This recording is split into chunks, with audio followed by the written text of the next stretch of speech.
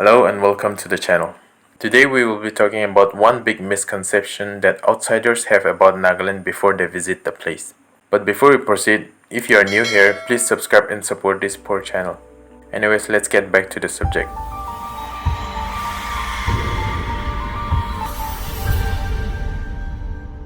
The big misconception that outsiders have about the Nagas is that they still believe we are primitive tribal people with less or no touch of modernity.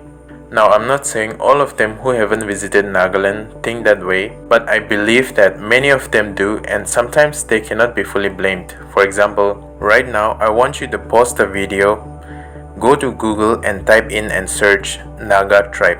Don't type just Naga, it'll show you images of snakes because in Sanskrit and Pali languages, Naga means snake.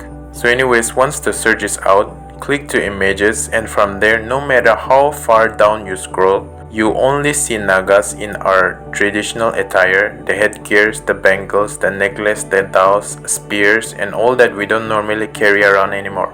I'm not saying the images aren't part of us, but they definitely do not form part of our day-to-day lives.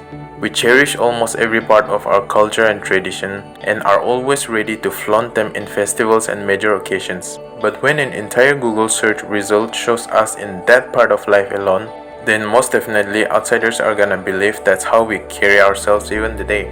The first time I realized about this misconception was in 2015. It is a funny and memorable story and it's always in my mind.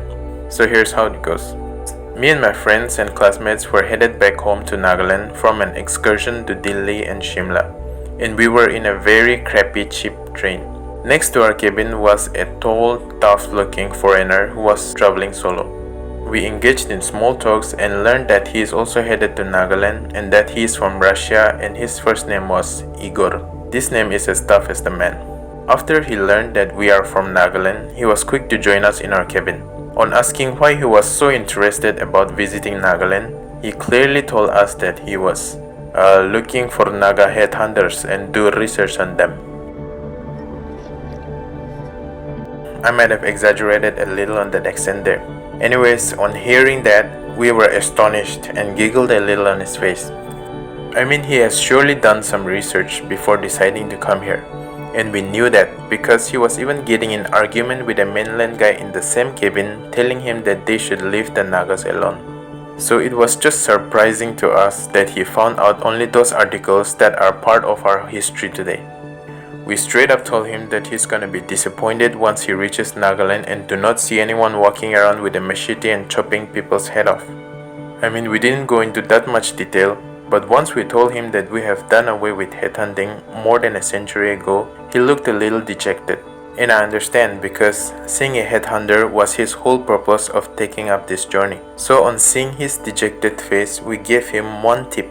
We told him that the eastern part of Nagaland, especially the Mon district, was where headhunting tradition was last practiced and that some people still do have souvenirs of that past. His face brightened up a bit and that was it. After getting down from Dimapur station, he went his way and we went ours. Anyways, I wasn't disappointed at that time, but contemplating the situation through the years, I feel like it's not fair for those outsiders and for us to not be able to receive a clear, authentic idea about who we are and how we live today. So anyways, I feel like that's a massive misconception that outsiders have about us Nagas. Thanks for joining in and I'll see you in the next video.